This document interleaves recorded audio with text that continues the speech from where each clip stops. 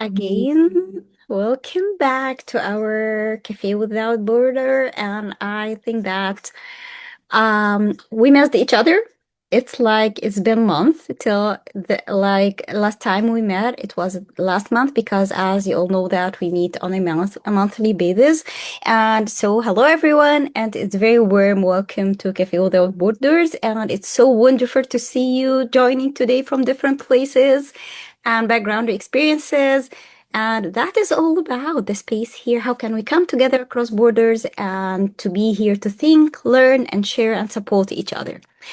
Our topic today based on members, as we are the members of this cafe, what we selected and what we like the most, or let's say the highly voted topic, because there is a vote, like a poll. You found it in LinkedIn, Facebook page, and in our WhatsApp group. And when we checked all of them, we find that everyone was so interested more in talking about shared perspectives and experiences in education and the future. So it's more here today, and what we agreed about upon that we're going to come together for a conversation where we feel our voice matters. So we are just here talking, trying to figure out how can we help each other to talk, or let's say to speak about this topic. So let's start and think about it with our topic today, from where we can start our discussion as we are here. It's like round table conversation.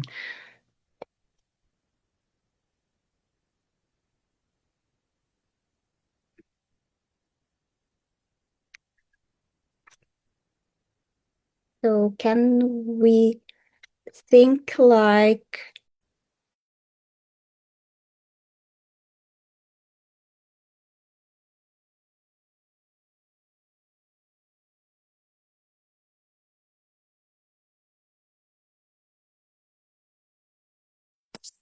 You accidentally muted yourself?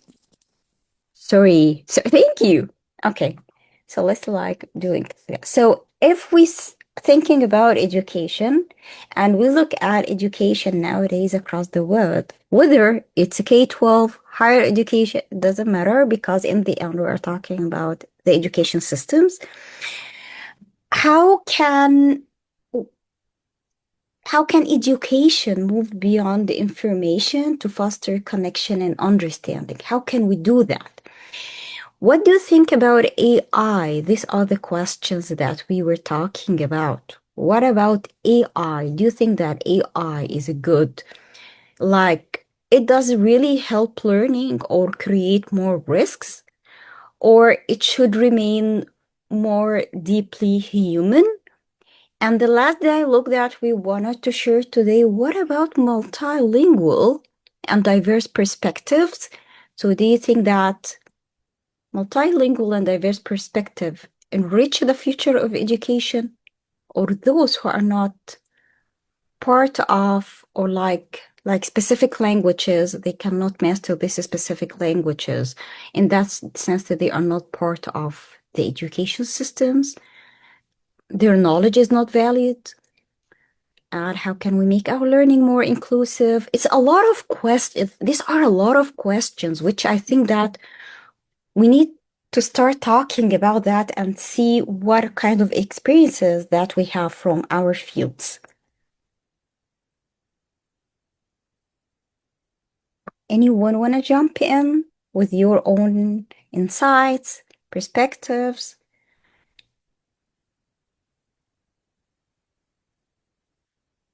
And we can translate if you wanted to speak in your native languages, that's fine because there is an AI to translate for us the session or the speaking.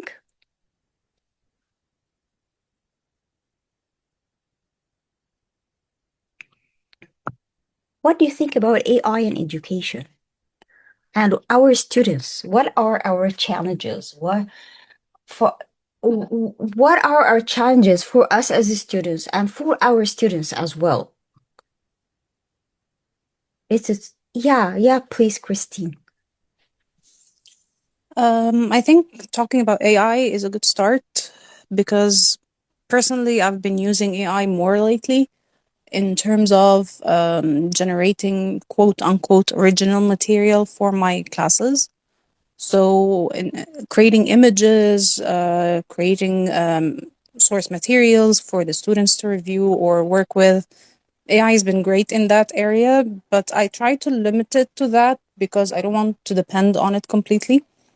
And for the students, it's becoming really challenging to ask them not to depend on AI because it's just easier for them to go to AI and ask it to do the task or just help them with it. Sometimes it even like they think they are doing the work, but it's doing the work for them. So that's been a challenge. So it is like it's not a black and white situation. You have to really work with it and make it a tool instead of relying on it. And for the question of languages, I've been getting involved in multilingual communities lately. And I've had myself some students that are not from the same background as I'm used to. So it's been really interesting seeing how the challenges are different. And it's not just like as teachers, you anticipate the problems you're going to face, you anticipate the challenges the students are going to face in order to support them with that. But I've been into a talk recently and they mentioned that you don't really teach anymore, you're just creating the right circumstances for the students to learn, and that's the goal. You can never guarantee preparing for everything. So these are the things that have been on my mind lately. Thank you. Oh, thank you so, Christine. So, like, that is so critical what you said in terms of other languages and the AI can feel what you are saying because it's not even with ourselves being whether using or relying on it lately or not, it's merely it becomes a part of the infrastructure itself. Like, look at Grammarly as an example. So, Grammarly as an example, if you remember in the past, hi John, welcome to the cafe. So, in in in the past, Grammarly was just about this basic, was just about checking with you. This is like a second eye if you have a basic grammatical issues. If you look at Grammarly right now without your choices, it just AI is there. It's been embedded there more and more. So look even at Google itself. If you are searching for question, the first prompt that appears, you'll find AI replying to your prompt and not anymore like we used to search in the past, finding resources or finding answers by keep on searching. You find AI giving you the answer. Look at every like tool, or let's say research tool, research support, or or or whatever, any kind of applications, you find AI became like a force that you can that you have to use, which makes me so worried because it's limiting our thinking. This is what I'm afraid about. I'm afraid about it is not just limiting our thinking. Maybe because we are from older generations, so we developed our critical thinking. But what about our students? Our students, they start to rely heavily on AI and everything. They are not discovering, they are not trying to know how to do, just like giving orders to any AI software and it will do it. What about their future? This is what makes me so worried when I think about the future and our minds. I find myself becoming more of a traditional teacher, when we were in classes and the teachers were telling us not to use a calculator and do things by hand. I find myself doing this now. Like, I didn't see myself doing this at all. But nowadays, like, I'm telling them, no, use a pen and paper, start drafting ideas, start working on things, and then maybe you can enhance them with AI. but put the phone aside and work with that first. Oh, that's so. Do you know that the first time that I hear teachers saying that, because if we go deeper inside ourselves, do you think that is a kind of alarming that you feel the threat or the risk? So we are trying to get them back to our traditional practices, how we ourselves were raised up, how we learned, and then later on to ask them, okay, go ahead and use the AI tool. This is will help you more to figure out what you did. But it starts with a pen and paper, like what you said. I feel like it's a Okay. compromise. Go ahead. Sorry. Oh, no, no. You go ahead, Christine. Thank you. I feel like it's a compromise. I don't want to be rigid and force them to use a pen and paper, but I find myself telling them, like, at least for the first draft, indirectly use your brain first. Like, don't hand it over to the AI tool and ask it to do everything. Like, go in with some input first, so at least you feel some ownership over your ideas, and you have this sense of, I created this, instead of the AI tool just spouted this in front of me. That's a really good point.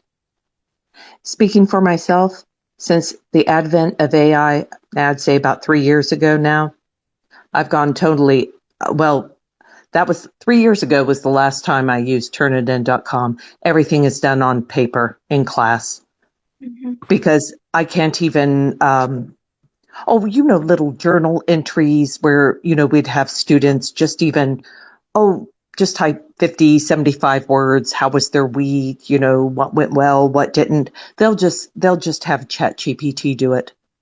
I Oh, mean, I can't let them do anything on LMS or anything with their devices. Everything has to be on paper. Otherwise, all I get is AI generated text for everything.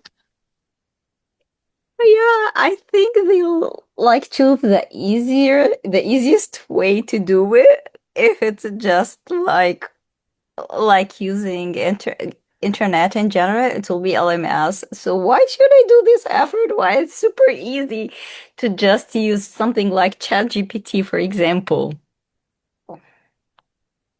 Well, even journal entries are just low risk, just completion grade only, and they still will not put their own, they still won't, how shall we say, use their own words. So I just, 3 years ago, nipped it in the bud. I, I'm conflicted because I like to be green. I don't like to waste paper. But what I've done is everything's double sided. I try to, do you know what I mean? Like I reuse paper. Nothing goes to waste. Do you know what I mean? Like there's no like one sheet for each assignment. No, no, no. They just put the date and we have to maximize both sides and everything. Cause I don't like to waste paper, but at the same time, I don't want to get into debates about, or any, potential, um, oh, I don't want to use the word conflict, but about, did you use AI on, because doesn't sound like, no, no, no, no, no. If everything's analog, we've removed that debate, that issue. I will say this though, for the students who give me a really, really hard time about why I have them reading, okay? Yeah, I mean, reading literature in class, because they feel very strongly about their generation does not need to know how to read and write because they do have AI. And the only reason my generation had to learn to read and write is because we did not have AI. Okay. So my response to them is, oh, you've got a really great point there. You know, you've got Uber, so you don't need to learn how to drive, do you? You don't need a car. You don't need to learn how to drive a car. You've got Uber. My generation had to know how to drive a car. We didn't have Uber. That Mm. usually nips that in the bud, that debate. Oh, This is so critical, but what like took my attention right now that you pinpointed the idea of that how the thinking completely altered than in the past. Yeah, so oh my God, I didn't expect that the students nowadays they started to shift in their thinking that why should I learn reading and writing? Exactly. Exactly. Oh, this is so risky. Like, I know nowadays when talking with the students, yes, they say we don't need to read, but not learning how to read. So they still wanted to learn how to read and write generally to be able to read and write, not to be at a highly sophisticated level, but to learn how to read and write. And then when they are assigned any article or something like that, even that short pieces, they don't want to read it and they are saying that why should I read this long paper while I have ChatGPT will summarize for me all of this article giving me the main ideas. Why should I waste my time reading all of that? So you look at the students and you keep thinking, how can I convince them that it's totally different, that when you read the full paper, it will give you so different vibes and knowledge and learning than just relying on whatever LMS software that they are using. How far that will make you not learning. How to convince them? This is a big thing that we still need to read to be able or to learn.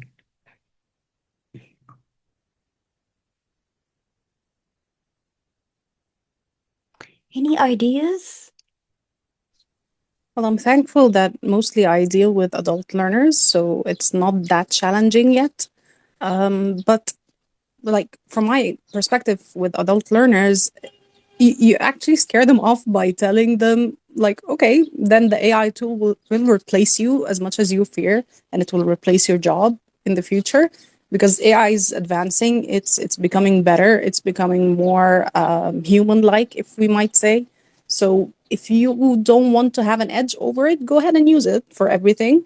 But as long as you have some input to add, like working that muscle is going to save you in the future.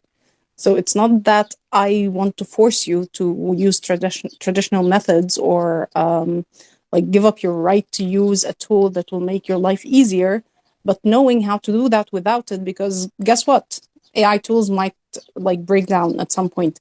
They might become they might be behind paywalls. They might be expensive. They might be exclusive for certain things. So you cannot really rely on them completely. And coming from like a background or an age group that has lived without these tools, even lived without the internet, there is a different experience in knowing how to do things, not the hard way, but a way that doesn't rely on external factors. Like in creative fields, for example, you can't just rely on a tool to give you ideas. You have to make your own ideas, and that's what makes you special as a person. It makes you someone eligible for certain jobs, certain careers, certain pursuits in the creative sphere. So like it's not really about convincing them. For me, it's about showing them the positive sides or the advantages of not using I use AI with a limit. Like I try to limit it to what I need, not to use it all the time, because then I'd be just preaching what I don't do. But I think it's more about reasoning with them and showing them the upsides of not using AI when you don't need to use it. Yeah. So I think here we are teaching different age groups. We can share. So what are our age groups that we are teaching? So, or used to teach even, not even currently. We used to teach. Can we share this? Because might be age groups making like different responses. So, oh, adult learners, thank you, Christine. For me, in the past, it was K-12, and right now, and then I moved after that to undergrads and adult learners, and right now it's undergrad.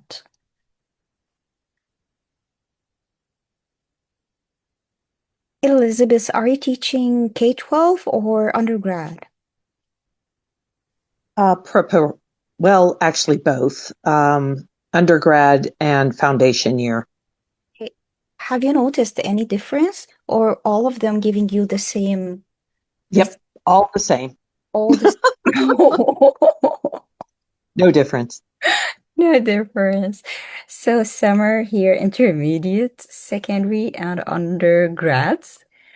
For me, I like I told high schoolers like K-12, and when I told K-12, I was not there. So I saw the passion, I saw all of that, and then with the evolution of I mainly taught undergrads, and so little grad adult learners. For adult learners, they are all the time so busy. So to have them to be done with some work, it was the challenging part to have them being done with their work because they are super busy working. With the undergrad, I started to notice there is no passion. So the motivation is always about grace.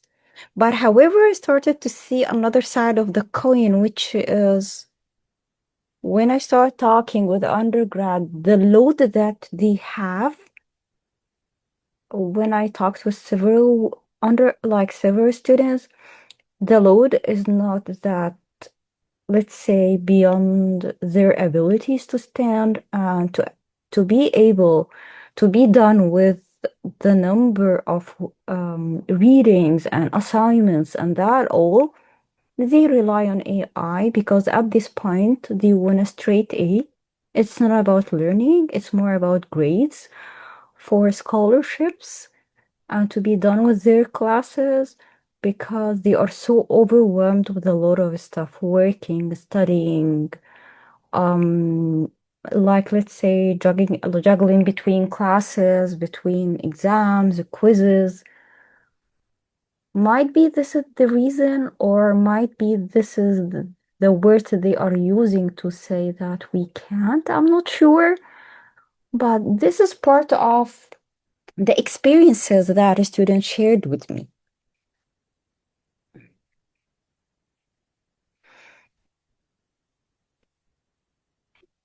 How far you have a similar experiences or different?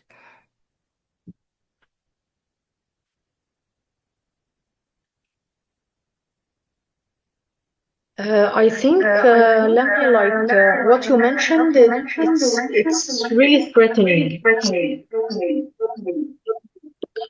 I mean, when Yeah. I first started working at the uni, my old students, we didn't used to work with AI. There wasn't AI.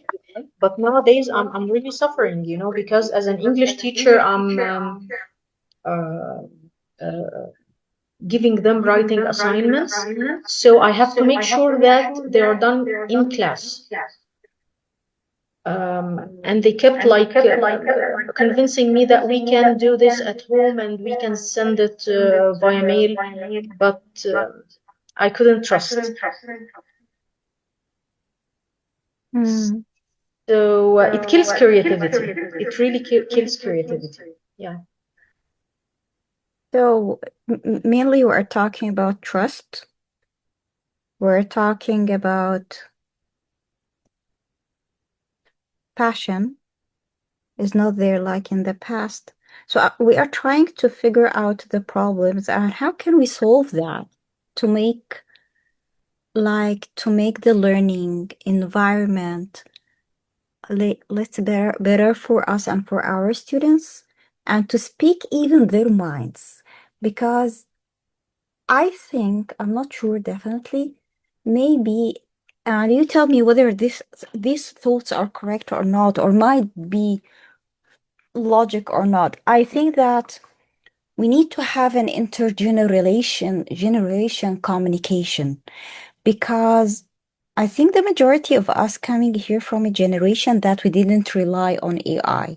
We were taught the traditional way um, uh, of like learning. We went through all of that, paper and pen. Uh, I'm not sure that everyone like that. That's for me. I know Christine shared that as well. So we were not experiencing this evolution of the AI being part of our daily lives.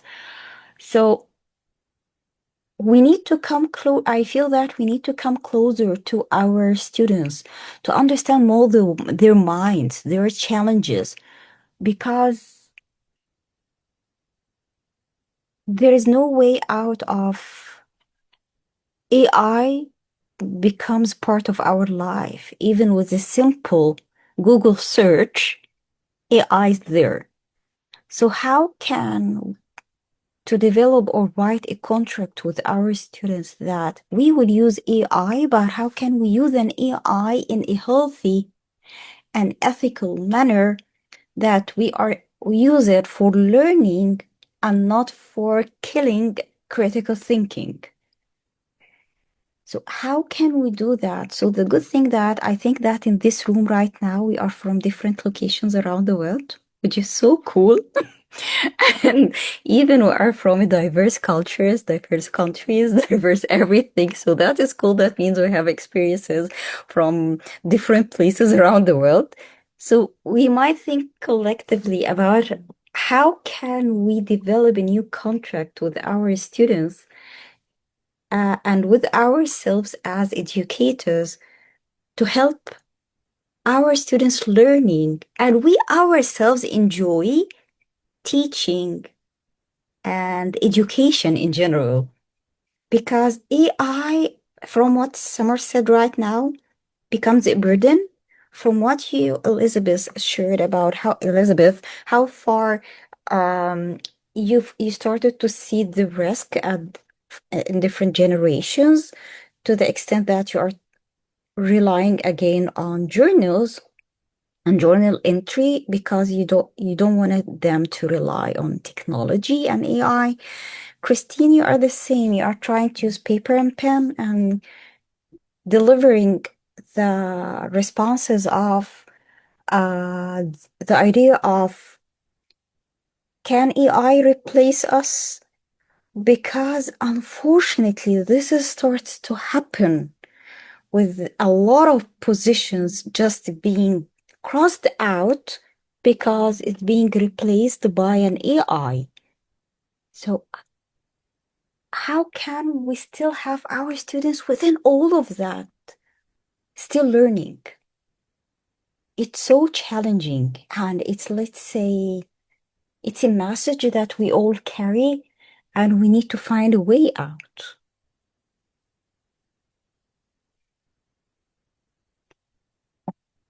What do you think? Can we come up with ideas that can help every one of us?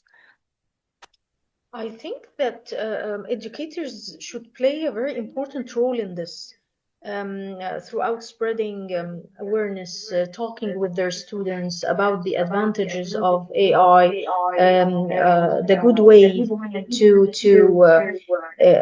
use the AI. That it's not 100% negative. But we should use it in a proper way. It's the same story, by the way, like social media when it first started. And then educators, I think that educators should play a very important role in this. Experts, workshops, talking with the students about the benefits that they can gain from the AI when used properly.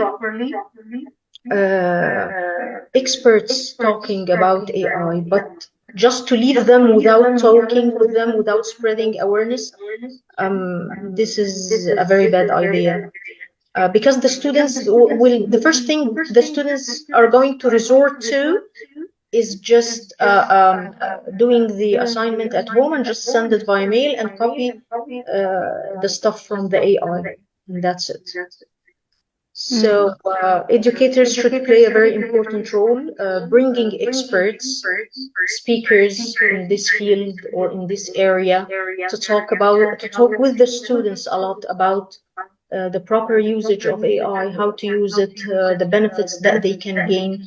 If they need to search about articles, for example, or papers or whatever, um, um, um, but to just keep silent about the whole matter and not to talk about it or to throw it on the table, this is, I mean, it's not a good idea.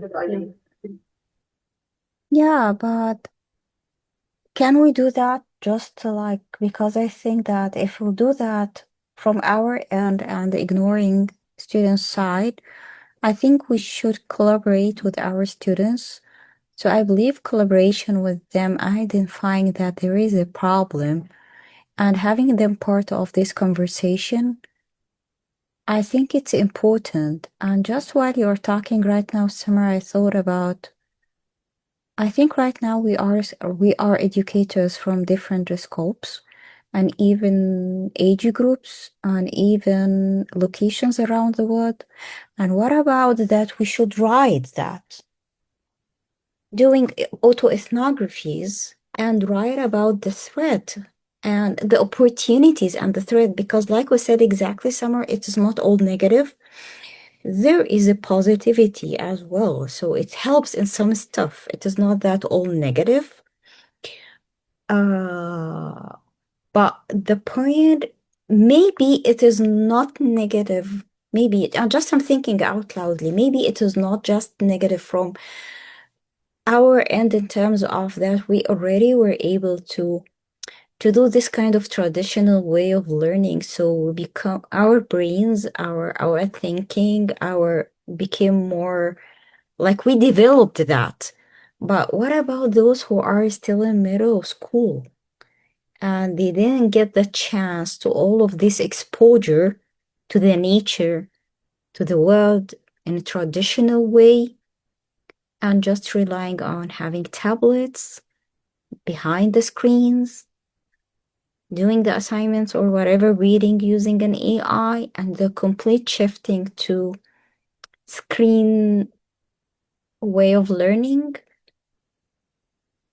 So I'm just trying to think with you. So how can we turn that? Should we have them part of this communication to find a way out that they can still use AI, but how they can still use the AI, this is the idea. This kind of guidance, how can we guide them and make AI part of the learning? Because I started to feel that there is no way out. Like you have to, like we have to face that and be able to work while having that in our life. So I was thinking about, as we are all members of this cafe, and the majority here, most of us, we are educators, or whether study at many levels, whether inside the schools, inside universities, or we are planning that in the future, or we are researchers, or shouldn't we come together and start working on a piece like an autoethnography, sharing our stories of AI and education?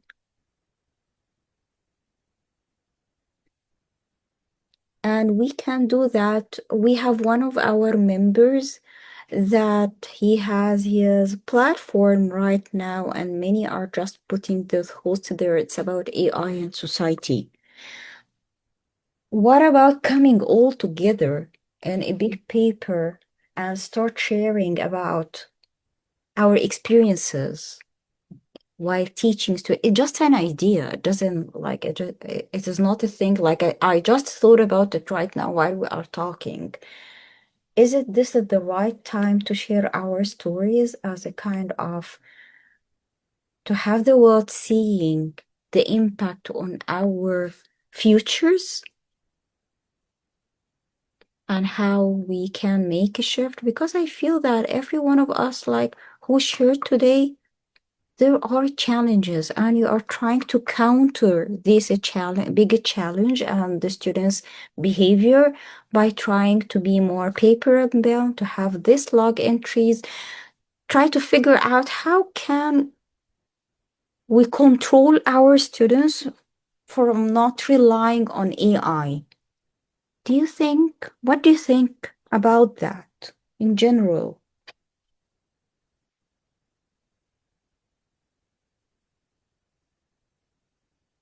I just tried something and I just want to share it with you all guys. I mean, how about provoking our students to be in challenge with AI? I told my students before that human beings are the ones who created AI. So you are smarter than AI. You are more creative than AI. Mm-hmm. So when I put them in this situation and I just provoking their minds, and it came with a very good results by the end. It's just an insight I just wanted to share. Oh, this is so good that you had like an impact with such words. So your idea, Summer, that we need to tell them how far it's just being um it's itself being developed by a human smartness. So how come it becomes more smarter than you? So what yeah. You know, it's just something that I have tried before, and it came with a very good impact on my students, changing their mindset and their concept and about the AI. It was just a strategy that I used in order to, because all the time they just want to resort immediately to the AI without even thinking. So whenever I tell them or I ask them to think and to be more creative and not to depend on the AI, they do very well. Okay. So, what do you think in general, what will be the future of our education? And this is the main goal behind this session. What is the future of our education? I agree with a couple of things that have been said. Like spreading awareness is very important, and accepting the existence of AI is also important. Like when we think of the past, I used to feel very frustrated at my professors for telling me to go to the library instead of just Googling things on the internet. Like they asked us to read books, like you said. And I remember this frustration came from like, there is an easy way. Why are you denying me the easy way out?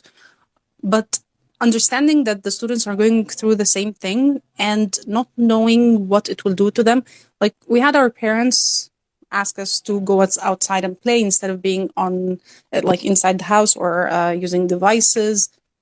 It wasn't that much of a threat. Now it is a real threat to children developing the main skills to interact in the real world. With adult students, I think the approach I would take is letting them know, like this is part of awareness, is that AI companies are not working for your best interest. That's the first thing. So, from a bigger picture perspective, they eventually want to replace you. They want to have AI tools become essential in the workplace, in society in general. So, you are training the tools for them. That's the first thing. Another thing is, what are you going to do after they become mainstream? So in the beginning of the AI bubble, we had jobs like a prompt engineer, people who were capable of writing good prompts because they had better language skills, they had better writing skills, and so on.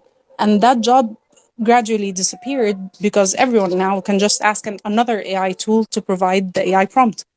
So again, with that development, where are you going to fit in? What's going to be your edge? What's going to be the thing you are good at, that with the AI tools becoming mainstream, they are not a job requirement anymore to be knowledgeable in using AI tools like everyone is doing it. How are you going to make yourself still like necessary in the workplace, in life in general. Because again, when it becomes something that can affect your logical thinking and critical thinking skills, it affects you as a person. Think of the kind of social spheres that you exist in, be it academic, be it business, be it something else. You're going to need to be someone who can bring input into the room rather than just someone who feels stuck and needs to use a tool to create a conversation opener, or a conversation, like maintain a conversation in general.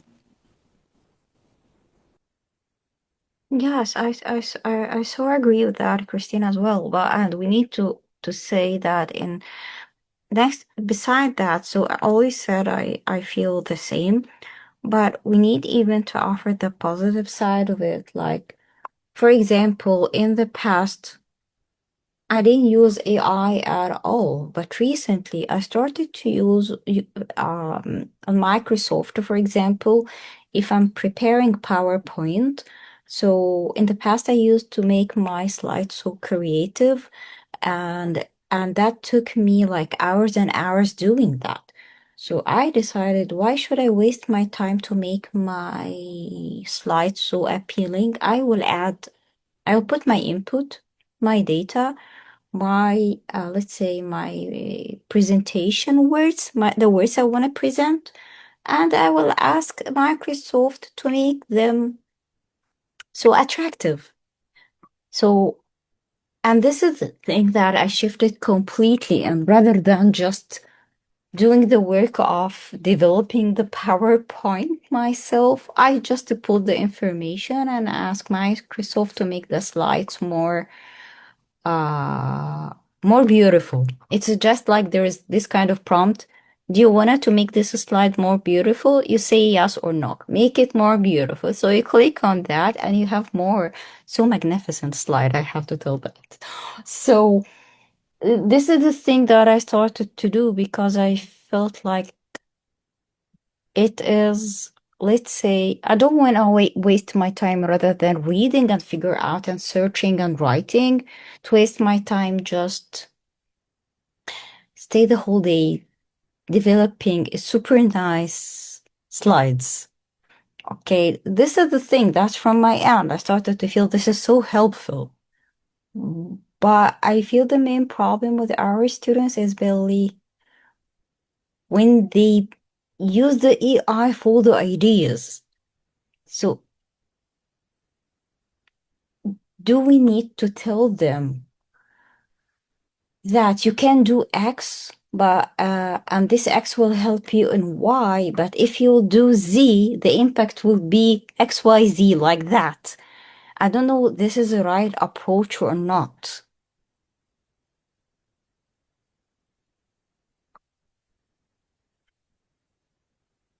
We're not necessarily telling them, we can show them that. Like, they already have the data out there that supports these ideas.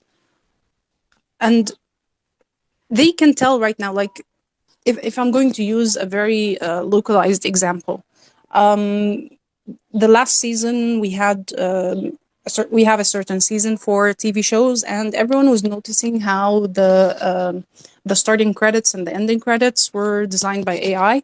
So this became a real discussion in the sphere of like motion designers and graphic designers and people who do this work, and it became a real discussion. Do we want sloppy work to be presented as the cheapest option, or do we want to actually have people who are talented and skilled enough to create this work and have that be on the screen? So even the quality being presented, it's not going to be as efficient or as valuable as that being created by a human using AI as a tool instead of letting it do everything. Like you said yourself, you're using AI to make the presentations for you, but you're creating the information. And whenever something pops up that's going to be not to your standard, you're going to edit it and ask it to make it better.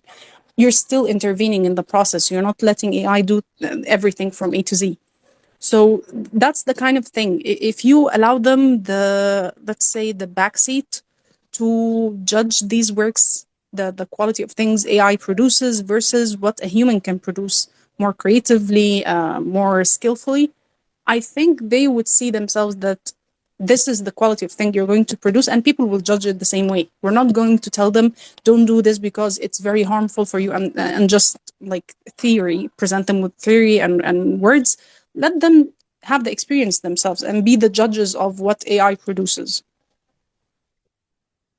Yeah, that's so cool. So, yeah, I love what you said. But I wanna here to share that. Do you wanna guys here that you attended today to share in our group for all members of our cafe? If you wanna come together, it's a kind of invitation. If we wanna come together and have a writing together, sharing our experiences from around the world with a new paper, this talking about our experiences and our talks and AI and the impact in our, let's say, classes and how we counter that. Are you interested in something like that? Because we can, for example, 10, 12, 15, whoever, we can come together and do something like that.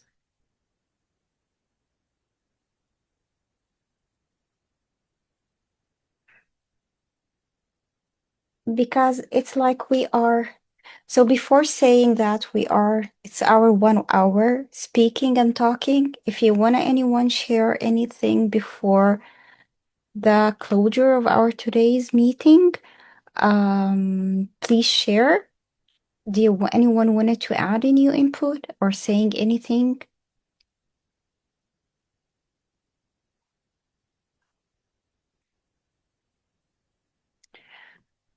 Okay, so let me share with you something about the cafe for our future meetings. So this cafe, you can come to like to practice facilitation, for example, if you are heading or attending a conference and you wanted to practice facilitation, this is a way that you can use the cafe for that. If you wanted to discuss a paper that you are thinking about, here are the groups, and you can ask not recording because it will be your idea. So, so in that sense, I'll share with you, Christine, if you are interested about it. So, in that sense, you can come here, talk about it, and then later on, ask for not recording. In that sense, you can have people coming and joining, more members, giving you resources and ideas to help you with the idea that you are trying to develop. If you wanted to come networking and trying to find people to visit places around the world, you can just ask that this is your target and you wanted to come with an invitation for X. So the place is mainly so open for every practice. It's not about just academia. It's about networking as well, practicing new skills, presenting, inviting a guest speaker, even with a new topic that you are interested about learning more about it. If you are interested, for example, to learn more about micro teaching, for example, and you know a guest speaker, and you wanted to have the guest speaker coming and community to discuss and to talk, to have it like a round table, you are so welcome to do everything. It's your place to do that. And yes, you can invite from, yes, summer. It's like, guys, it's up to everyone, every member, every person attending this group to do whatever you want. You just like send a message that next month I wanna to have this topic, to learn more about this topic, and I wanna to invite this guest speaker. If you know the guest speaker in person, you can just invite the guest speaker. If you don't know, we can send an official email as Cafe Without Borders admins. We can send an official email to the person inviting them to come as guest speakers. So we have a lot to do, and it's all based on your like the members' ideas and involvement and sharing ideas. By that, we can move forward and learn in the best way that we do want to do that. So it's all based on you. The idea of writing, this is not the first time that we did that together. It happens before. And the idea of writing is super easy when we come all together. And if we are interested in developing new papers, speaking about our thinking, it's mainly autoethnography, where we come and learn together in this process as a big group together. If we are interested in having our thoughts to be visible out to the world, what we are afraid about, and what we are doing because of our panic or the risk that we are seeing, what are our counters in terms of helping still young ages and even adults to learn better in such evolving AI evolving world, and not replacing us as human beings, and believe more in our, let's say, because this is a kind of thing that I started to notice lately. Some people started not to believe in their thinking skills and rely more heavily on AI, seeing that AI is offering a better prompts. However, this is not the truth, because these prompts mainly AI getting all of that from Google, so from others' inputs. So in the end, they are still human beings' ideas. So anyone wanted to end with anything or to share anything that we need to take in consideration for our coming meeting? That would be so super good.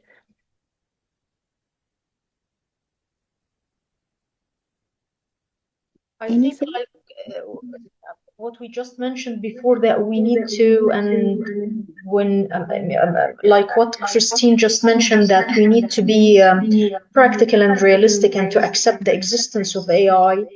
And so being ignorant with AI is not a good idea. Educators should play a very important role in talking with their students, encouraging them to use AI in a proper way. Bringing experts in the field is very important.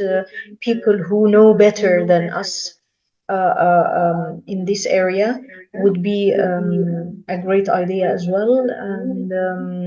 And yeah, we have to be realistic and to accept the existence of AI. It's becoming part of our life, even if we don't agree or accept it, but it's existing on the real ground. But we need to just uh, uh, not giving the chance to continue being ignorant about AI, and to let all the educators and the experts and talk with their students and spread awareness among them of the proper usage of AI.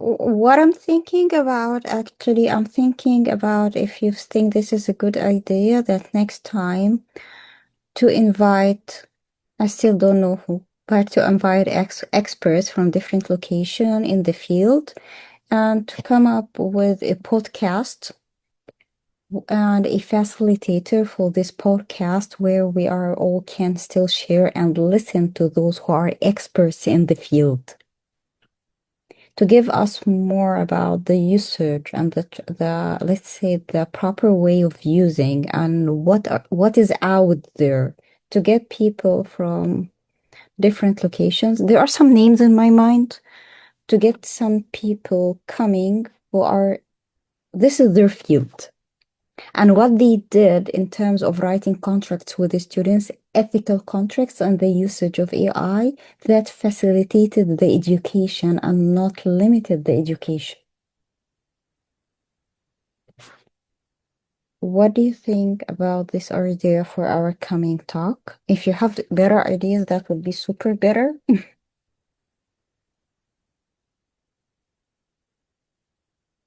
Okay, so Summer, you agree? Christine, you agree? Yeah, John, you agree as well? Okay, let's try doing that so we can invite people.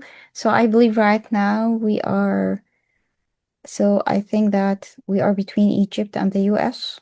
So we can invite people from different locations. If you know a new person from different spots, we can bring several guest speakers and you can invite yourselves experts where we can come together, all four, five, six experts, speaking about that in a form of a podcast where we can stay and listen and see what is out there with a very, I know, a facilitator, even with a very, like, let's say an excellent facilitator to help us with that. Thank you so much for attending today, and thank you so much for allowing the recording of today's session and waiting until we meet next month with new ideas, new learning, new whatever. I hope that today will like open the new thinking or like new ideas. For me, I learned a lot of stuff. So I hope that it's the same for everyone. So until we meet next month with a new topic, new idea, and you have to know that please, please, please, it's all depending on each other in learning. In the end, it's a peer learning and group working. Thank you. See you next month. Thank you so much, Summer. Thank you so much, John. Thank you, Christine.